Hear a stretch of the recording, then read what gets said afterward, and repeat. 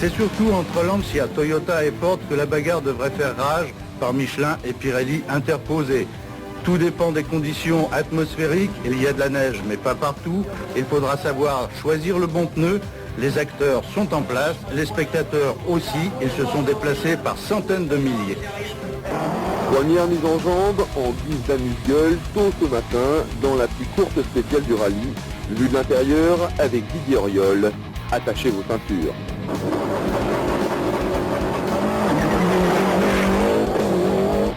Donc plus attention, et gauche à fond borne, sur droite à fond glissant, sur droite à fond glissant, sur attention, droite, 70 attention, mur, 10 attention, mur, 10 attention, sur gauche à fond, 40 mètres, droite, très bon, plus attention, sur gauche à fond, 70 mètres.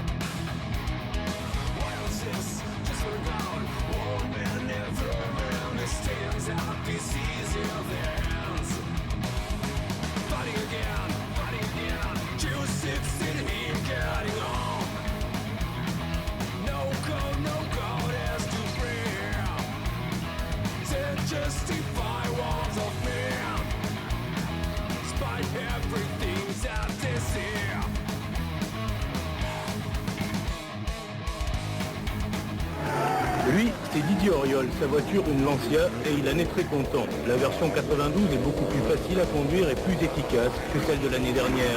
Et du coup, il est pour beaucoup l'un des favoris du championnat du monde. Bilan très positif de cette première étape, Didier. Non, ça va très bien.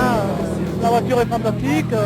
Bon, le seul problème, c'est très vite fait de faire une faute, un tête à queue touché un peu râpé sur de la glace vive.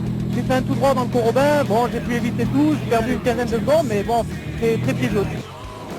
Et dimanche matin, le parcours commun commence par Burzet, puis Saint-Bonnet-le-Croix, de la neige, encore de la neige, un véritable régal.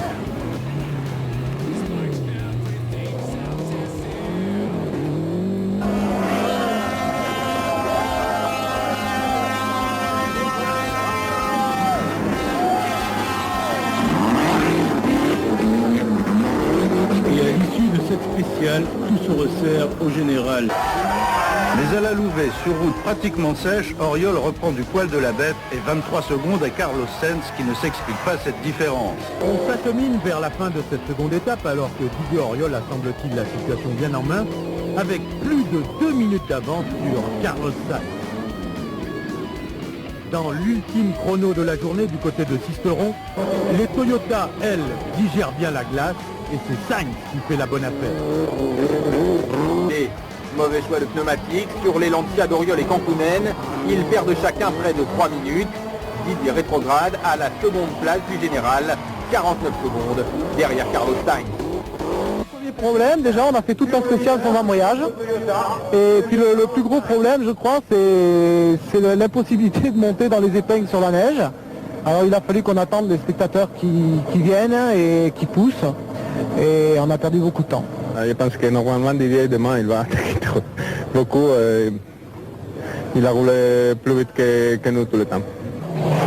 Auriol effectivement sort le grand jeu, il n'a pas le choix, c'est l'attaque maximale. La Lancia va remporter 4 spéciales sur les 6 de la journée, grignotant seconde après seconde. Dans les 4 chemins, le Français est déchaîné. Il met 22 secondes à Sainz et son retard sur l'Espagnol au classement général n'est plus que de 15 secondes. Mais il s'est fait quelques frayeurs, notamment avec un spectateur planté au milieu de la route. Après 2 km à 5e au début avant l'épingle de droite. Un mec au milieu de la route qui se poussait pas. J'ai mis un coup de volant, écoute, j'ai dû passer à ça au mec. Ah non, à pied, au milieu de la route, c'était étroit. J'ai failli taper le rocher, je te jure, j'ai eu peur de ma vie. Mais ça fait, j'ai envoyé, je peux dire que j'ai envoyé. Non, je me suis reconcentré tout de suite. Et après j'ai emmanché, je peux dire que j'ai emmanché.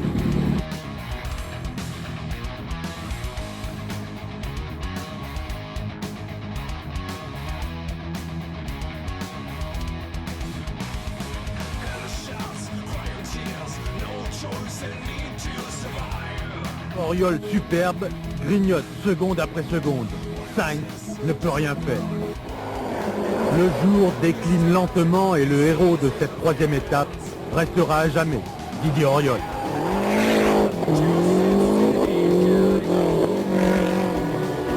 En résumé, Sainz sur Toyota, la seule encore en course, est en tête avec 3 secondes d'avance sur la Lancia de Didier Auriol, 1,40 sur celle de Kankkunen, 5,06 sur la Ford de François Delcourt.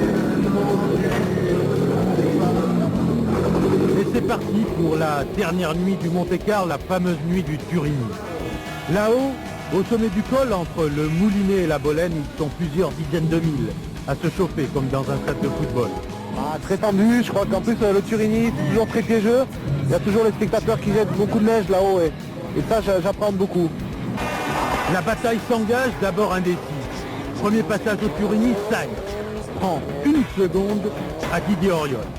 Et puis Didier Auriol passe à l'attaque, il reprend coup sur coup. 9, 13, puis 16 secondes à Carlos Sainz.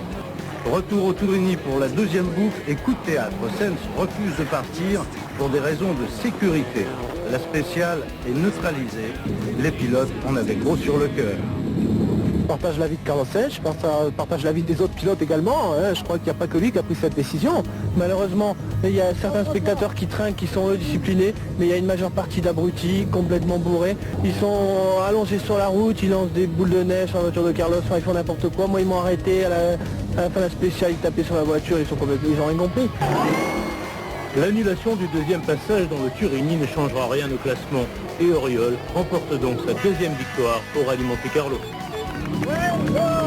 Une belle victoire, je suis très content. Didier Auriol et Bernard Rosselli sont donc les premiers sur le podium à Monaco. Ils prennent la tête du championnat du monde. Deuxième, Carlos Sainz et Luis Moya. Troisième, Juha Kankkunen, Juha Turunen. Tous ces pilotes et les autres nous auront en tout cas offert un superbe 60e Rallye Monte-Carlo.